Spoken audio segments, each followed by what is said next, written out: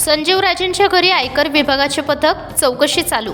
विधान परिषदेचे माजी सभापती रामराजे नाईक निंबाळकर यांचे चुलत बंधू, सातारा जिल्हा परिषदेचे माजी अध्यक्ष संजीवराजे नाईक निंबाळकर यांच्या निवासस्थानी आज आयकर विभागाची चौकशी चालू आहे।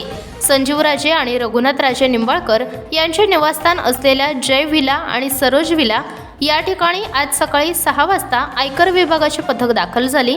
सकाळपासून या ठिकाणी संजीवराजे यांची चौकशी या आयकर विभागाच्या पथकाकडून करण्यात येत आहे। रामराजे हे सध्या अजितदादांच्या राष्ट्रवादीत विधान परिषदेचे आमदार आहेत, तर संजीवराजे आणि रघुनाथराजे यांनी आत्ताच्या विधानसभा निवडणुकीत शरद पवार गटात प्रवेश केला होता।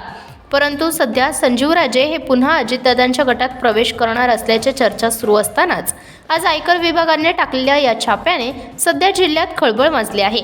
सध्या संजीवराजे यांच्या निवासस्थानी कार्यकर्त्यांनी गर्दी करण्यास सुरुवात केली असून या ठिकाणी मोठा पोलीस बंदोबस्त देखील तैनात करण्यात आला आहे।